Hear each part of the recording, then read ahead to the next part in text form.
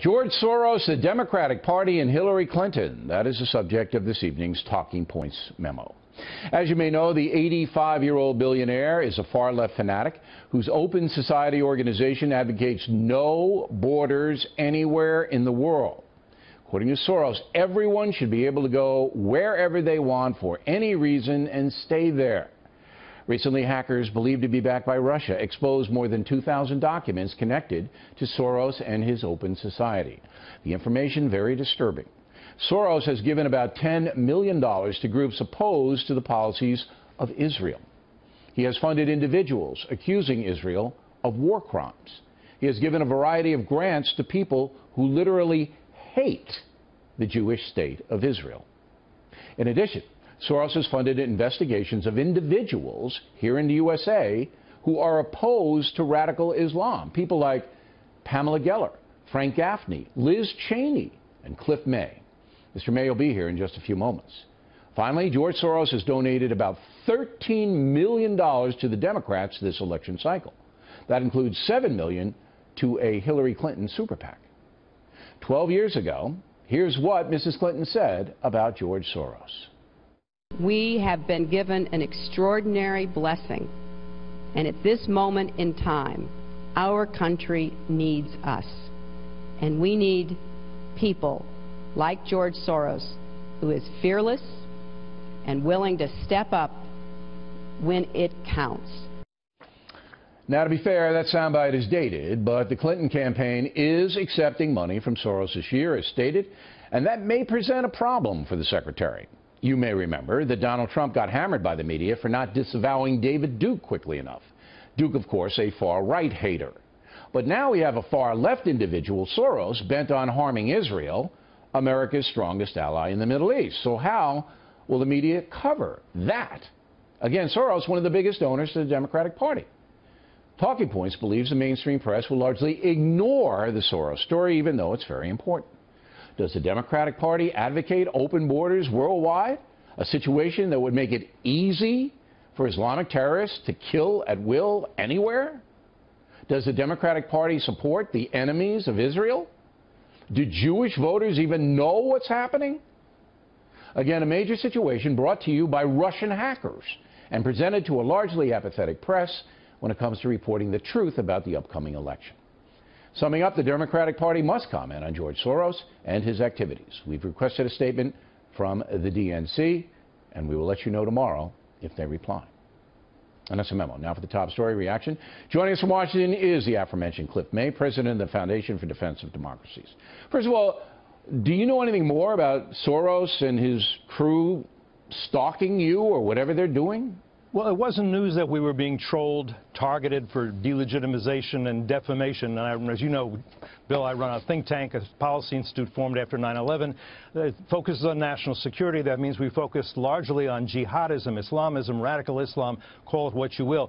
We knew there were these various individuals on Twitter. They were tweeting against us. They were publishing articles, mostly in left-wing journals, about us, trying to dig up dirt on us. What we didn't know until last weekend was that George Soros was giving them hundreds of thousands of dollars in order to do this. That came as a surprise. All right, so they're paid assassins to try to get you and the other people we mentioned. Now, I don't understand why Soros would single you out when your organization is basically exposing a major threat to the United States and the world, Islamic jihad. That's what you do. So why would Soros want to muzzle you or hurt you? You know, this was worse 5 years ago than it is now, but it's not over. There are a lot of those who think, look, this is violent extremism. It has no relationship whatsoever to Islam. You can't even talk about that. If you say, look, not that we have a problem with Islam, but I would say we have a problem with movements within Islam, then you must be an Islamophobe.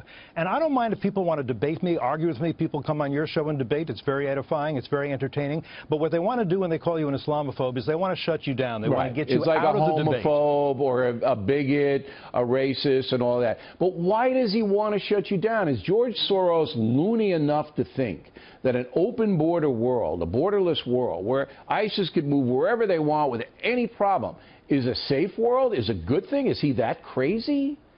Apparently, there's even evidence to show that he looks upon the refugee crisis in Europe, and it's a terrible crisis, as an opportunity for him to further his ideas and his policies. And as you pointed out, in a Middle East that is melting down, where you have genocide taking place among Christian, Yazidi, and other communities, what he's doing is targeting the one open society in the whole region, and that's Israel. And it's particularly ironic that as he's pursuing what is a kind of McCarthyism, he is the founder of the Open Societies Foundation. How does an open society foundation try to shut down debate, try to demonize and delegitimize Israel, and try to do all the kinds of things it's doing, like taking advantage of the refugee crisis? I think it's safe to say that by taking $13 million from George Soros, the Democratic Party has some explaining to do.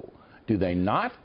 Look, imagine if the Koch brothers, I don't know them, and that if they tried to demonize groups on the right, groups on the left, because they were too soft on the Muslim Brotherhood. This would be a big story, it seems to me, in the liberal press. Why isn't it, as you suggest, why isn't this a story, except in conservative media, that you have George Soros pursuing these things? And yes, it is something that should be considered, since he is a huge supporter of all these left-wing causes, and yes, of Democrats. Well, he's the second biggest donor, I believe, at this point for the Democratic Party this election cycle.